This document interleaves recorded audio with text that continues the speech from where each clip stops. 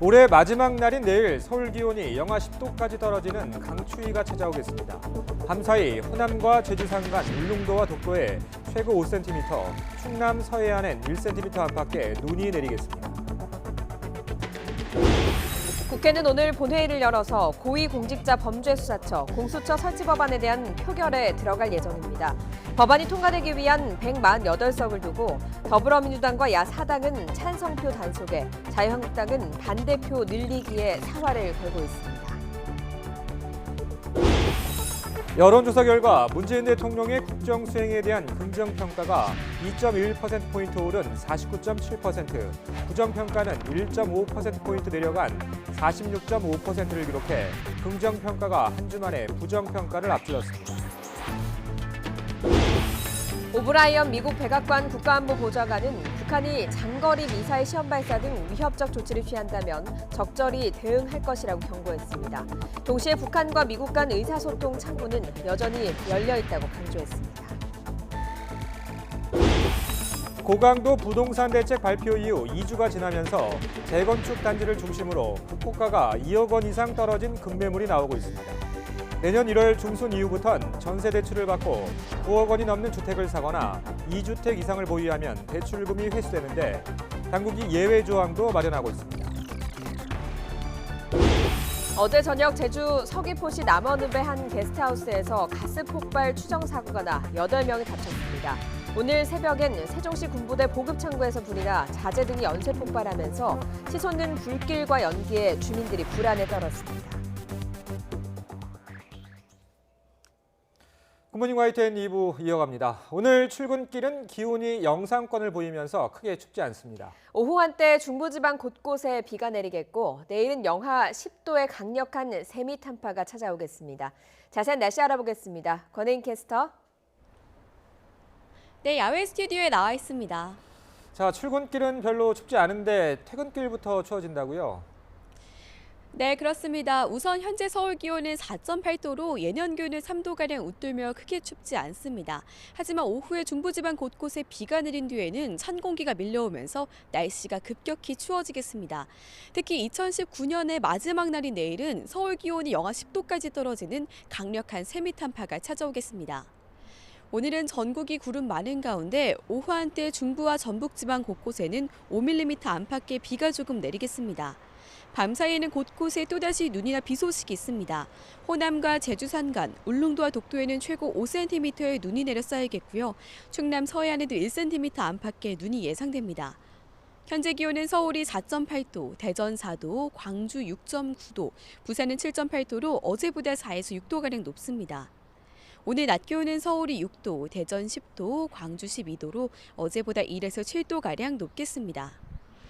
올해 마지막 해넘이와 새해 첫 해돋이는 전국 대부분 지역에서 감상할 수 있겠습니다.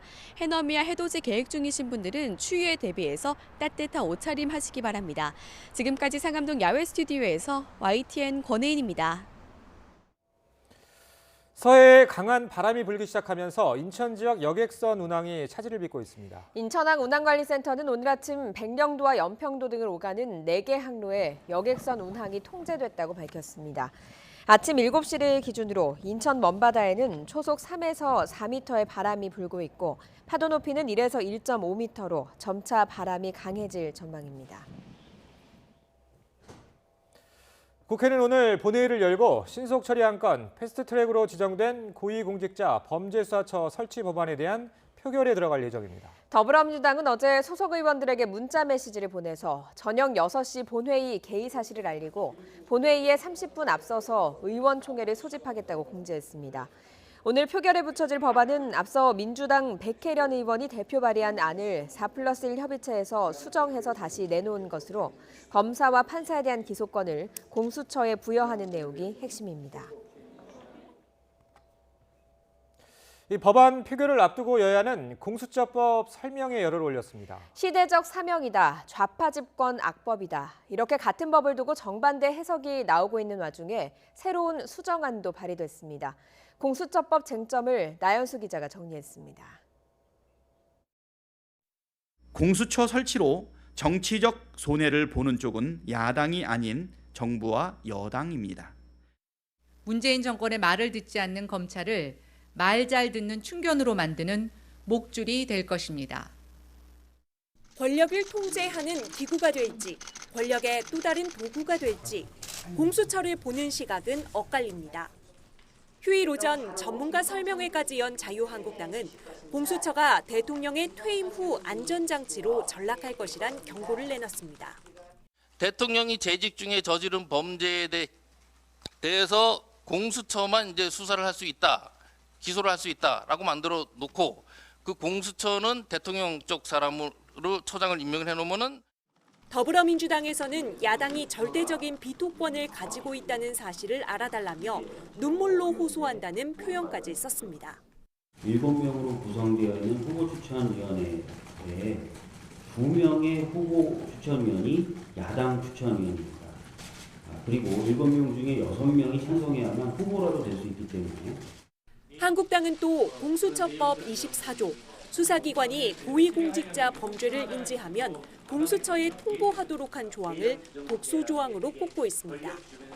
반면 민주당은 원안에 무제한 이첩권을 제한하고 조기에 사건 담당 기관을 결정하기 위해 도입한 장치라며 원안대로라면 또 문제 제기했을 것 아니냐고 되물었습니다.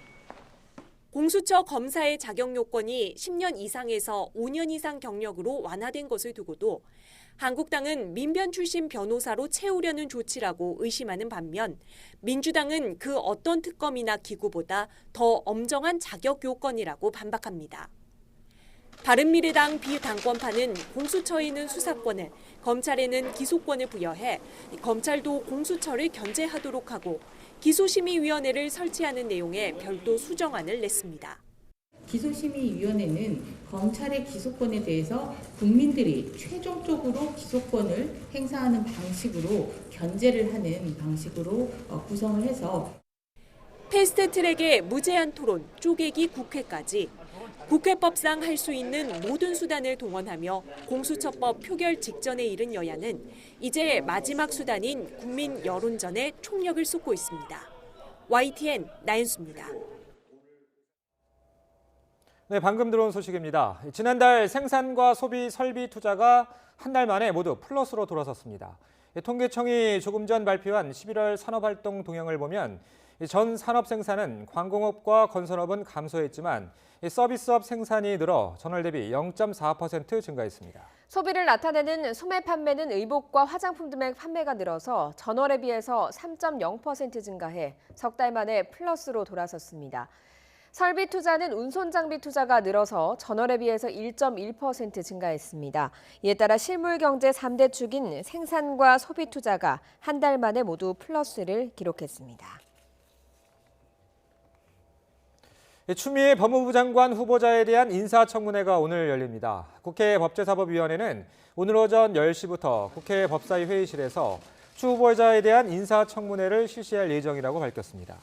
이번 청문회에서 자유한국당은 법무부 장관으로서의 기본 자질과 함께 전직 민주당 대표였던 추 후보자가 울산시장 선거 개입 의혹과 관련이 있는지를 집중적으로 따져본다는 방침입니다. 문재인 대통령은 오늘 오후 청와대에서 올해 마지막 수석 보좌관 회의를 주재합니다. 청와대 업무관리 시스템을 통해 청와대 내부에 생중계되는 오늘 회의에서 문 대통령은 한 해의 국정 운영을 돌아보며 직원들을 격려하고 새해 국민이 체감할 수 있는 성과 창출을 위해서 힘써줄 것을 당부할 전망입니다. 지난주 문재인 대통령의 국정수행 긍정평가가 한 주 만에 부정평가를 앞질렀습니다. YTN이 여론조사기관 리얼미터에 의뢰해 조사한 12월 4주차 주간 집계 결과를 보면 문 대통령에 대한 긍정평가는 2.1%포인트 오른 49.7%로 나타났습니다. 국정수행을 잘못하고 있다는 부정평가는 1.5%포인트 내린 46.5%를 기록했습니다. 정당 지지율도 살펴보겠습니다. 더불어민주당이 지난주보다 1.5%포인트 높아진 41.4%, 자유한국당은 0.5%포인트 오른 31.4%로 집계됐습니다. 바른미래당은 4.4%, 정의당 5.7%, 민주평화당 1.3%, 우리공화당은 1.4%로 각각 한 주 전보다 소폭 하락했습니다. 이번 조사는 지난 23일부터 27일까지 25일을 제외한 나흘 동안 전국 19세 이상 유권자 2,511명을 대상으로 진행했고 표본 오차는 95% 신뢰 수준의 플러스 마이너스 2.0%포인트로 자세한 내용은 리얼미터나 중앙선거 여론조사 심의위원회 홈페이지에서 확인할 수 있습니다. 김정은 북한 국무위원장이 어제 이틀째 조선노동당 전원회의에서 자주권과 안전을 철저히 보장하기 위한 공세적인 조치들을 언급했다고 조선중앙통신이 보도했습니다. 이어 대외사업과 군수공업부문 무장력의 임무를 밝혀주었다고 전했는데 구체적인 내용은 밝히지 않았습니다. 조선중앙통신은 전원회의가 계속된다고 언급해 사흘째 회의가 이어질 가능성을 내비쳤습니다. 이번 노동당 전원회의에 박봉주 국무위원회 부위원장이 불참한 것으로 보여 배경이 주목됩니다. 북한 매체는 이번 전원회의 참석자 호명에서 당 중앙위원회 정치국 상무위원회 위원인 최룡해만 언급하고 박 부위원장을 호명하지 않았습니다. 내각 총리를 지낸 박봉주 부위원장은 김정은 국무위원장, 최룡해 제1부위원장과 함께 북한의 당 정치국 상무위원회 3인 체제를 이루고 있는 인물입니다.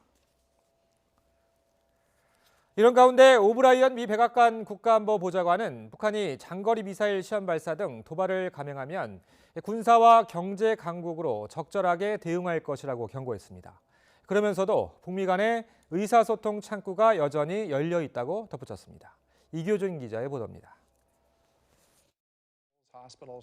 로버트 오브라이언 백악관 국가안보보좌관은 북한이 장거리 미사일 시험 발사 등 위협적 조치를 취한다면 미국은 군사와 경제 강국으로 적절한 조치를 단행할 것이라고 밝혔습니다.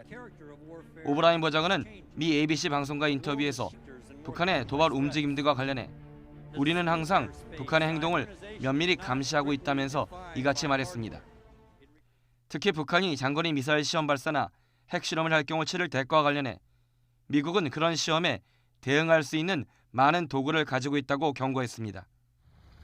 또 김정은 국무위원장이 그런 접근법을 취한다면 우리는 매우 실망할 것이고 그 실망감을 보여줄 것이라고 강조했습니다.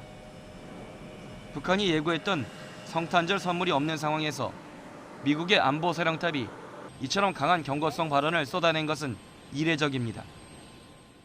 그러면서 오브라이언 보좌관은 김정은 국무위원장이 비핵화 약속을 지키길 원한다며 북미 간의 의사소통 라인들이 열려 있다고 덧붙였습니다. 특히 트럼프 대통령이 대북 정책에 있어 김 위원장과의 개인적 외교로 어느 정도 성공을 거뒀다고 평가하면서 김 위원장이 성탄절 선물 위협을 제고했을 가능성도 있다고 분석했습니다. 이 같은 발언은 비핵화 갈림길에 선 북한을 향해 압박을 강화하면서도 트럼프 행정부에서 언제든 극적 돌파구가 마련될 수 있다는 자신감을 과시한 것으로 풀이됩니다. YTN 이교준입니다. 최근 연일 동해 상공에서 활동하던 미국 코브라볼 정찰기가 감시 비행을 중지한 것 아니냐는 관측이 제기됐습니다. 민간 항공 추적 사이트 에어크래프트 스폿에 따르면 코브라볼 RC-135S는 크리스마스 이브인 지난 24일부터 닷새 연속 동해 상공에서 대북 감시 비행 이후 출동 여부가 식별되지 않았고 닷새 만에 처음으로 기동하지 않았다며 흥미롭다고 밝혔습니다. 위치 식별 장치를 끄고 비행에 나섰거나 대북 감시 임무를 일단 중지했을 가능성이 제기되고 있습니다. 조국 전 법무부 장관 가족 비리 의혹과 관련해서 검찰이 이번 주 조 전 장관을 불구속 기소합니다. 넉 달간 이어진 검찰의 수사가 사실상 마무리되는 겁니다. 조 전 장관에게 뇌물 혐의가 적용될지 또 딸이 기소 대상에 포함될지 주목됩니다. 이경국 기자가 보도합니다. 전방위 압수수색을 시작으로 조국 전 법무부 장관과 일가에 대한 대대적 수사를 벌여온 검찰. 4개월이 넘는 수사 끝에 검찰이 이번 주 조 전 장관을 불구속 기소하고 수사를 마무리합니다. 가족 전체를 대상으로 하는 검찰의 끝이 없는 전방위적 수사를 견디고 견뎠습니다. 혹독한 시간이었습니다. 검찰은 이미 조 전 장관의 혐의에 대한 법리 검토를 끝내고 공소장 작성을 사실상 마무리한 것으로 전해졌습니다. 다만 여러 일정을 고려해 기소 시점을 신중하게 조율하고 있습니다. 앞서 검찰은 부인 정경심 교수의 재판 과정에서 주요 피의자를 연내에 기소하겠다고 밝혔지만 해를 넘길 가능성도 있습니다. 추미애 법무부 장관 후보자의 국회 인사청문회가 열리고 검찰이 우려의 목소리를 내온 공수처 법안의 국회 표결이 임박한 상황에서 정치적 논란을 최소화할 수 있는 시점을 검토하고 있습니다.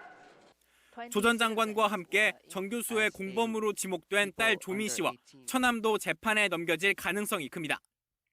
검찰이 조 전 장관에게 최종적으로 어떤 혐의를 적용할지도 관심입니다. 부인의 차명 투자 내역을 숨긴 공직자윤리법 위반 혐의 등이 포함될 것으로 예측되는 가운데 WFM이 정경심 교수에게 주식을 싸게 판 것을 조 전 장관에 대한 뇌물로 판단할지 주목됩니다. 조 전 장관이 검찰 조사에서 진술 거부권을 행사하며 법정에서 모든 시시비비를 가리겠다고 밝힌 만큼 새해부터 시작될 재판 과정에서 치열한 공방은 불가피할 전망입니다. YTN 이경국입니다. 울산시장 선거 개입 의혹 등을 수사하고 있는 검찰이 오늘 임동호 전 민주당 최고위원을 참고인 신분으로 다시 불러서 조사합니다. 지난해 지방선거 당시 송철호 시장의 경쟁자였던 임 전 최고위원은 당내 경선을 포기하는 대가로 청와대로부터 고위직을 제안받았다는 의혹을 받고 있습니다. 이에 대해 임 전 최고위원은 고위직 제안이 경선 포기의 대가가 아니었고 한병도 당시 청와대 정무수석 등 친구들과 사적으로 나눈 이야기일 뿐이라며 의혹을 부인하고 있습니다. 자신에 대한 청와대 하명 수사 의혹을 제기하고 있는 김기현 전 울산시장이 오늘 검찰에 다시 출석합니다.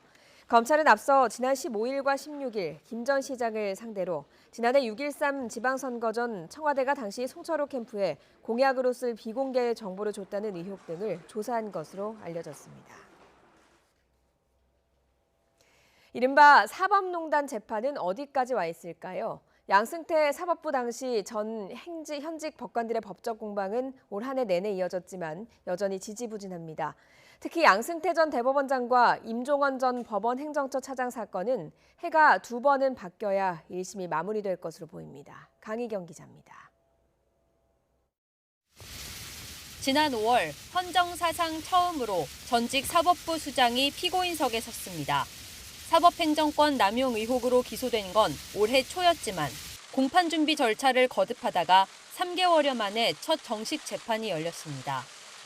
보셨고 첫 재판 소감 어떠신지요? 고소 왜 받아들이셨습니까? 이후에도 절차는 지지부진했습니다. 양 전 대법원장 측이 검찰 증거에 대부분 부동의하면서 올해에만 53차 공판기일에 걸쳐 6개월 내내 증인 신문이 이어졌습니다. 전현직 법관 등 36명이 증인으로 나왔지만 아직 불러야 할 증인만 200명이 넘어서 내후년에야 1심 선고가 가능할 것으로 보입니다. 여기에 최근 양 전 대법원장이 폐암 의심 진단을 받아 수술을 앞둔 만큼 재판은 한 달 이상 더 지연될 것으로 보입니다. 아직 갈 길이 먼 임종헌 전 법원행정처 차장의 재판은 지난 5월 말부터 개점 휴업 상태입니다. 임 전 차장이 재판부를 바꿔달라며 기피 신청을 냈기 때문인데 이후 1심과 2심의 기각 결정에 불복해 대법원 판단을 기다리고 있습니다.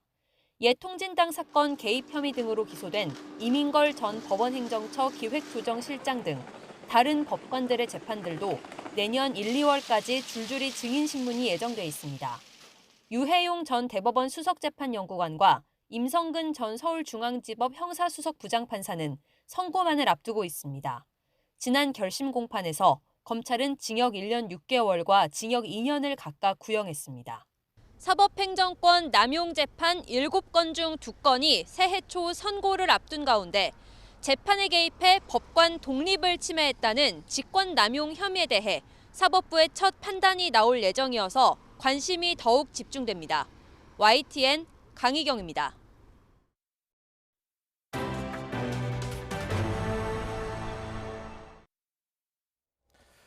고강도 부동산 대책 발표 이후 2주가량이 지나면서 재건축 단지를 중심으로 호가가 2억 원 이상 떨어진 급매물이 나오고 있습니다. 내년 1월 중순 이후부터는 전세 대출을 받고 9억 원이 넘는 주택을 사거나 2주택 이상을 보유하면 대출금이 회수됩니다. 백종규 기자입니다.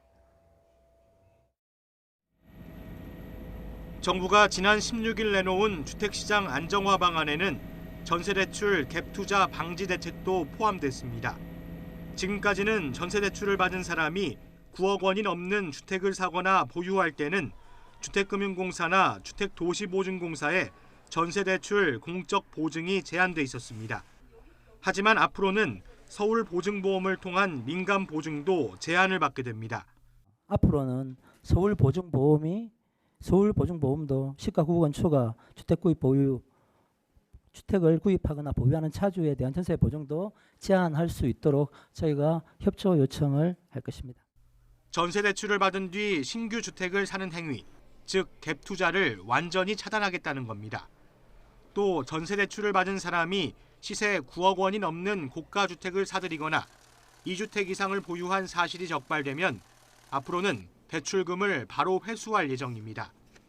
이번 대책은 이르면 1월 중순 시행될 예정인데 이미 전세 대출을 받은 사람들은 적용을 받지 않습니다. 선의의 피해자나 혼란을 줄이기 위한 예외 규정도 마련하고 있습니다. 9억 원이 넘는 주택이 있더라도 부부 가운데 한 명의 근무지가 바뀌었거나 자녀가 다른 지역 학교에 진학한 경우 부모 봉양과 자녀 돌봄 목적이라면 예외 사유로 인정받을 것으로 보입니다. 예외를 인정받으려면 양쪽 주택에 본인과 부양 가족이 전입해 실제 거주하고 인사 발령문이나 재학 증명서, 의사 소견서 등의 증빙 서류를 반드시 제출해야 합니다. 다만 금융당국은 예외 사유를 인정하는 경우를 최소화할 방침입니다. YTN 백종규입니다. 금융당국이 대규모 원금 손실을 보는 해외금리 연계 파생결합펀드 DLF 사태의 책임을 물어 우리은행장과 하나은행장에 대한 중징계를 통보한 것으로 알려졌습니다. 금융감독원은 다음 달 16일 제재심의위원회를 앞두고 지난 26일 징계 수위를 담은 사전 통지문을 두 은행에 전달했습니다. 통지문에는 손태승 행장과 함영주 행장에게 문책 경고와 두 은행에 대해서 기관 중징계도 담긴 것으로 알려졌는데 기관 중징계는 기관 경고, 업무 정지, 인허가 취소 등이 포함됩니다. 오늘 새벽 세종시에 있는 군부대 보급창고에서 불이 났습니다. 다친 사람은 없는 것으로 확인됐습니다. 하지만 창고에 있던 자재 등이 터지면서 발생한 엄청난 폭발음 때문에 주민들은 불안에 떨어야 했습니다. 김주환 기자입니다. 컴컴한 밤하늘이 온통 시뻘겋게 물들었습니다. 오늘 새벽 0시 50분쯤 세종시 북악면에 있는 군부대 보급창고의 난불로 안에 보관하고 있던 자재 등이 연쇄 폭발한 겁니다. 위협적인 불길과 연기만큼이나 멀리서도 선명하게 들린 폭발음에 주민들은 불안에 떨었습니다.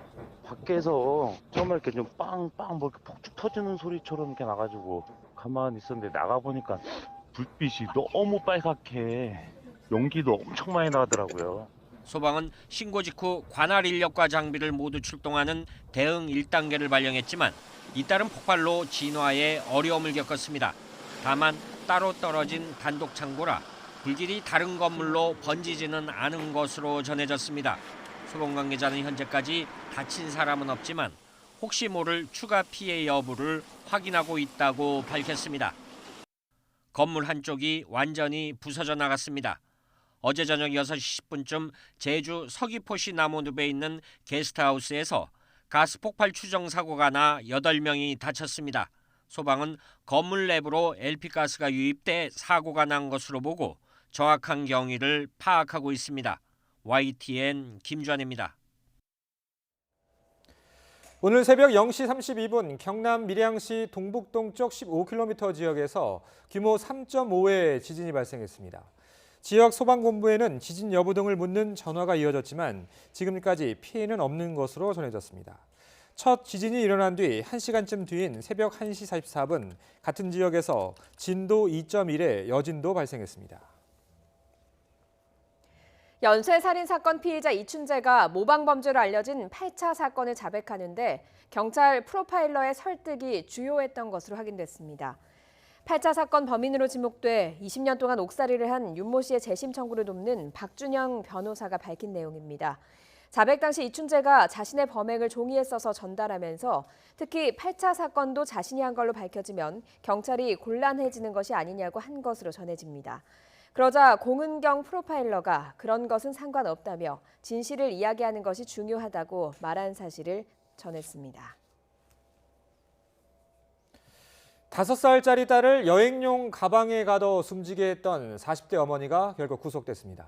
서울 관악경찰서는 아동학대 치사 혐의를 받는 42살 A씨에 대한 구속영장이 그제 발부됐다고 밝혔습니다. A씨는 지난 26일 서울 관악구에 있는 자택에서 5살 딸을 여행용 가방에 2시간 남짓 가둬 숨지게 한 혐의 등을 받고 있습니다. 올해 데이트 폭력과 가정 폭력 등 이른바 젠더 폭력이 많이 늘어난 만큼 내년에도 관심이 필요하다는 지적이 나왔습니다. 경찰대학 치안정책연구소는 내년도 치안전망 보고서에서 올해 데이트 폭력 신고 건수는 15,000여 건으로 지난해보다 8% 늘었고 가정 폭력 검거는 27%, 구속은 70% 늘었다며 이같이 밝혔습니다. 또 학교 폭력 가운데 성폭력 가해 학생 검거 인원도 21% 증가한 것으로 나타났다며 내년도에도 이런 추세가 이어질 것으로 전망했습니다.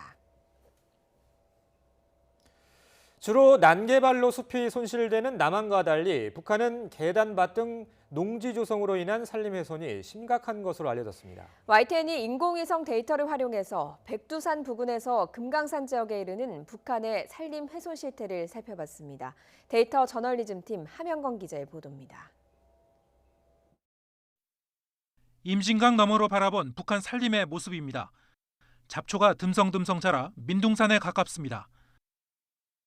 강원도 남대천 주변도 숲이 빈약하다 보니 산사태로 곳곳에 상처가 난 모습을 목격할 수 있습니다. 북한 전체의 산림 훼손 실태는 어느 정도일까?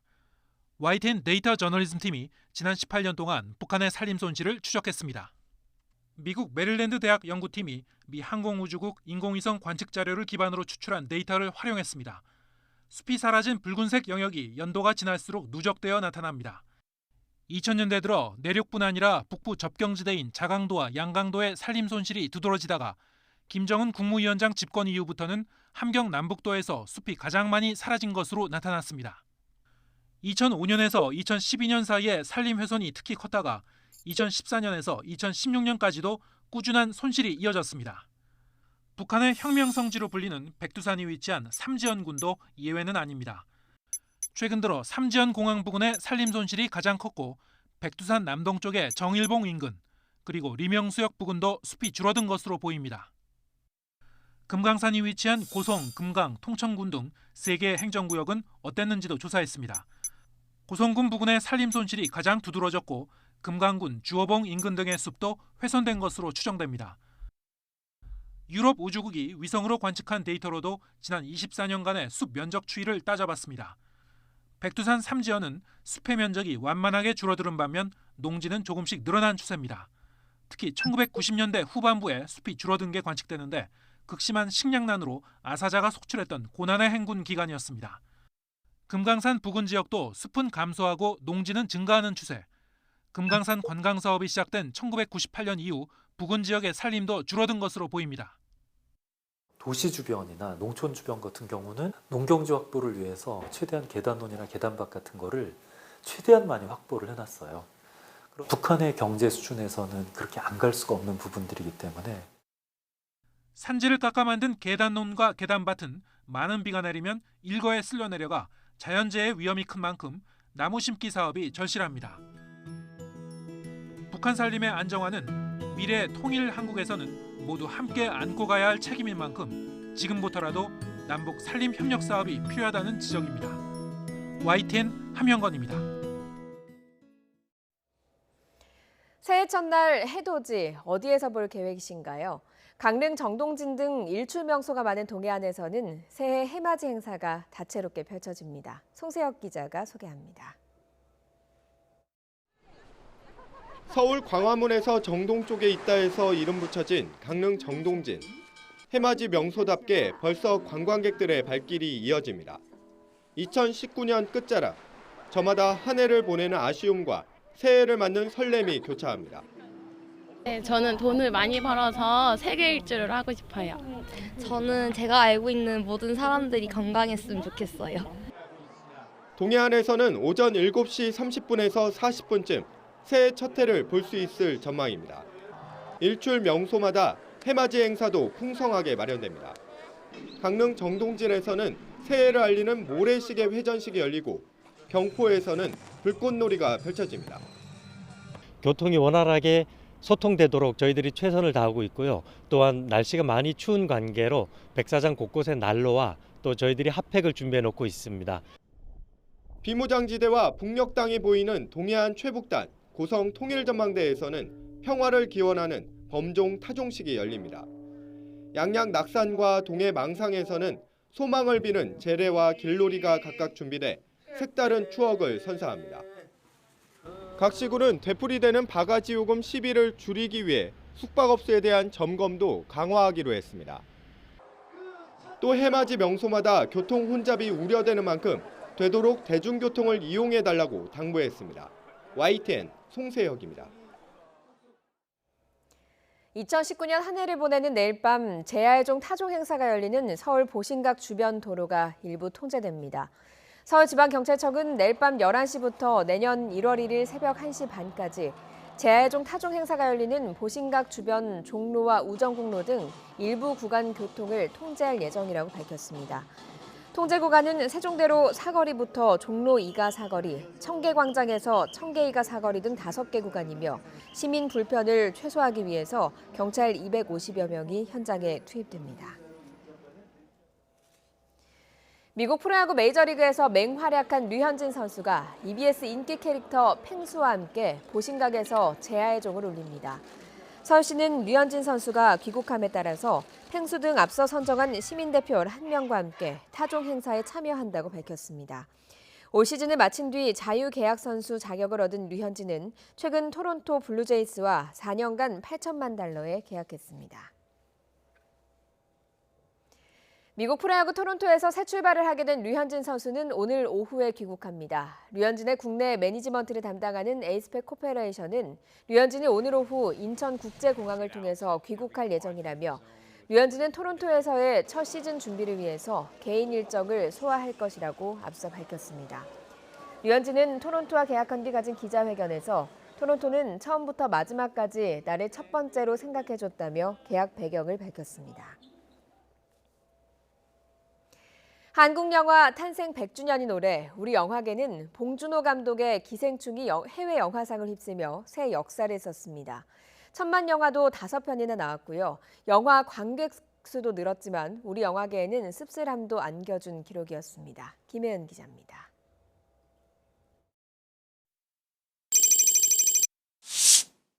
Parasite of Bong Joon-ho.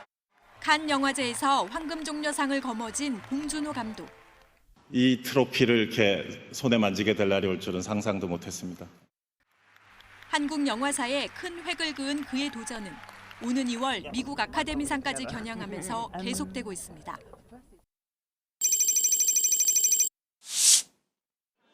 기생충과 함께 올해 1000만 관객을 넘은 영화는 5편으로 역대 최다를 기록했습니다. 하지만 5편 가운데 3편이 미국 월트 디즈니의 작품으로 디즈니 제국이라는 말을 실감케 했습니다. 디즈니를 앞세운 해외 대작 영화의 공격으로 고질적인 스크린 독과점 논란이 또 불거졌습니다.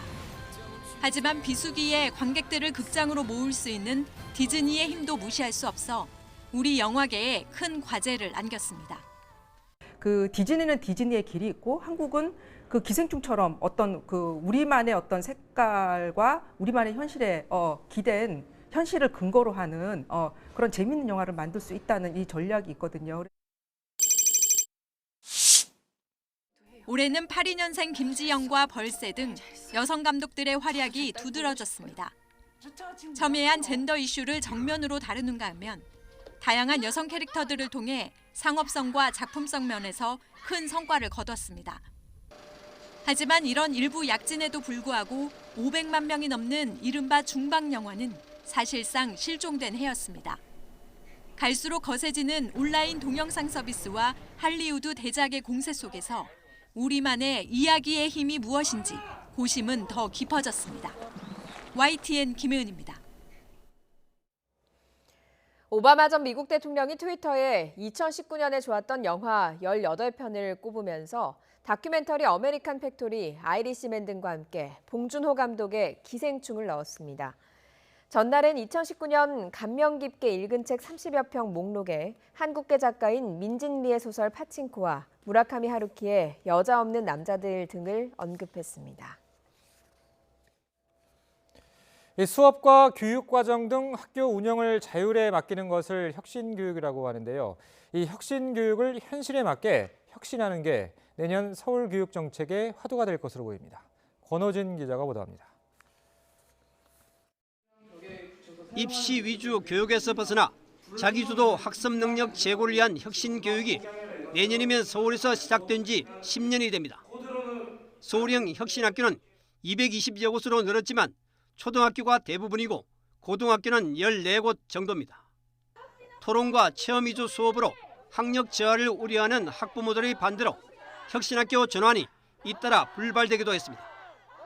조희연 교육감은 혁신 교육을 혁신하는 것을 내년 교육정책의 목표로 잡았습니다.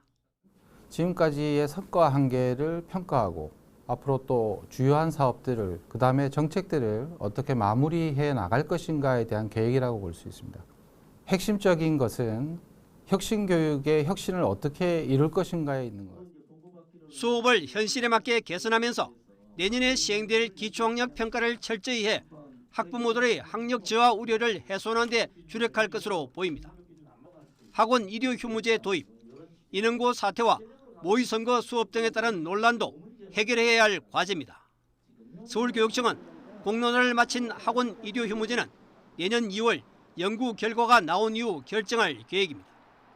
하지만 학생의 학습권 침해 지적에 주변 지역 학원으로 몰리는 풍선 효과, 학원 운영자 등의 반발 등을 고려할 때 실제 시행은 불투명합니다. 내년 총선 때 초중고 40곳에서 진행될 모의선거 수업에 대해 보수 교원단체인 한국교총은 교육의 정치 편향성 문제를 들어 반대하고 있습니다.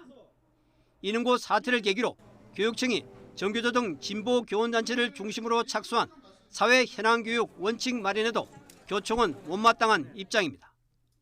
혁신 교육의 혁신 방향과 이해관계가 첨예한 학원 일요 휴무제, 교육의 정치 편향 논란 등 산적한 난제를 조희연 교육감이 어떻게 풀어갈지 주목됩니다. YTN 근호진입니다. 첨단 IT 기업들이 몰려있는 경기도 판교에 세계적인 스타트업 육성 기업들이 들어섭니다. 기술력은 있지만 해외 진출에 어려움을 겪는 스타트업을 지원하기 위한 경기도의 정책입니다. 김학모 기자의 보도입니다. 최근 수요가 급격히 늘고 있는 인공지능 관련 기술을 보유한 업체입니다.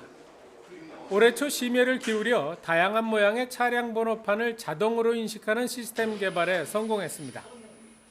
하지만 해외 시장 진출은 만만치 않았습니다. 업계의 비즈니스 상황을 잘 몰라 구매자를 만나는 데만 꼬박 1년이 걸린 겁니다.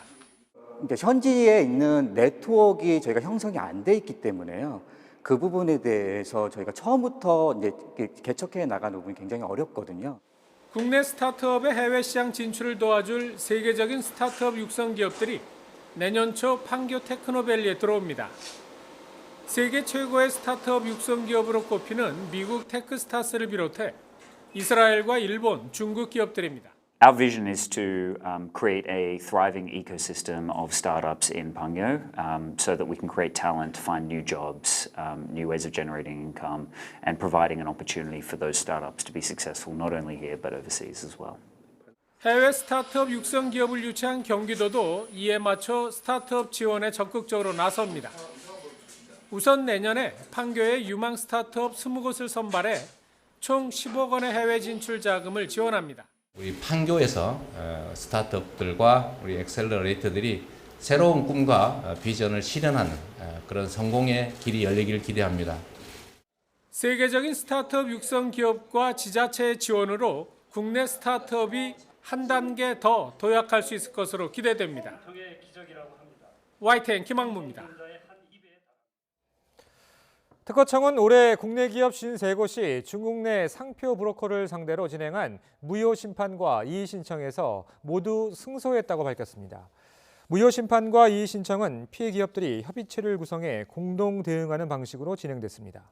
특허청은 공동 대응으로 상표 브로커의 악의성을 입증하기가 수월했고 공통 자료를 활용해 비용 절감 등 분쟁 대응 역량을 높인 것으로 평가했습니다.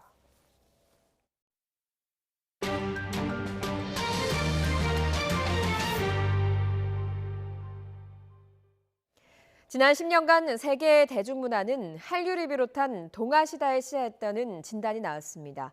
미국 CNN 방송은 향후 10년도 한류 등의 성장이 확대될 것이라고 전망했습니다. 김희준 기자입니다.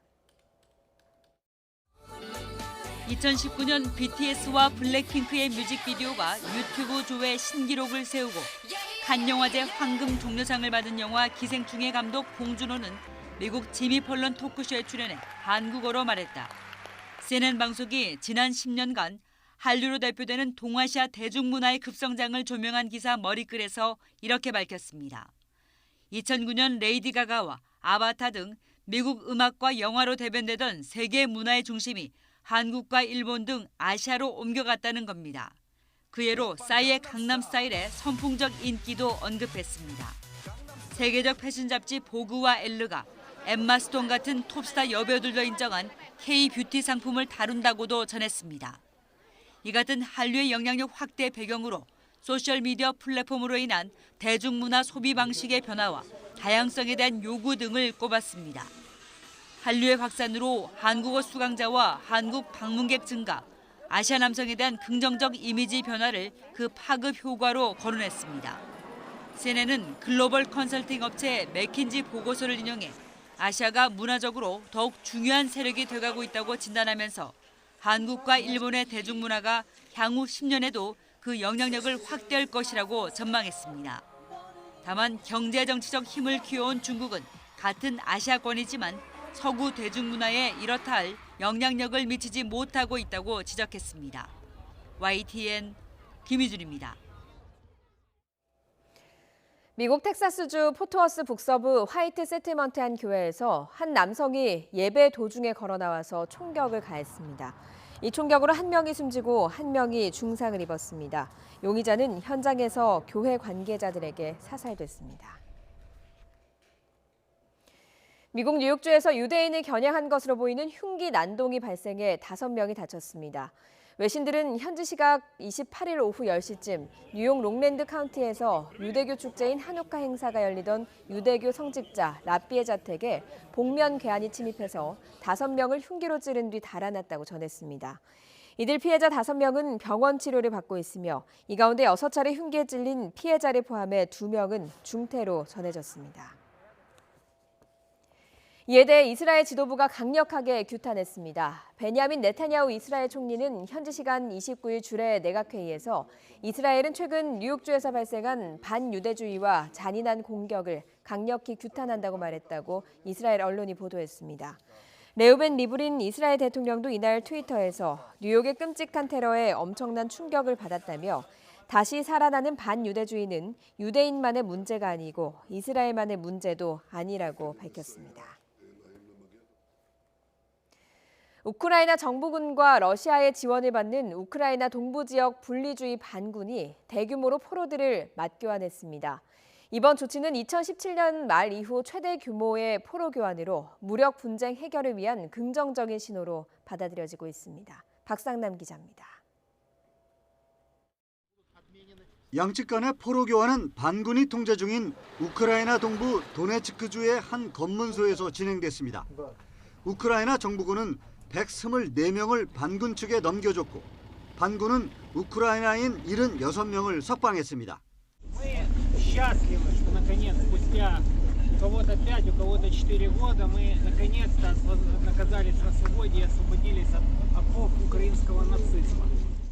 Я приехала в гости к родителям и, к сожалению, больше выехать не смогла. У меня на тот момент был 2-летний ребенок, который 3 года ждет мать домой. 이날 포로 교환은 지난 9일 프랑스와 독일이 함께 참여한 가운데 열린 파리 4개국 정상회담에서 러시아와 우크라이나 정상이 합의하면서 성사됐습니다.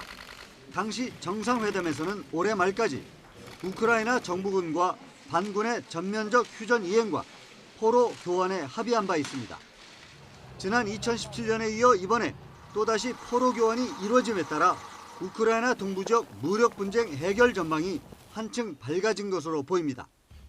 원래 우크라이나에 속했던 크림반도가 지난 2014년 3월 러시아에 병합된 뒤 우크라이나 동부 돈바스 지역 칠러 분리주의 세력은 우크라이나를 상대로 무장 독립투쟁을 벌여왔습니다.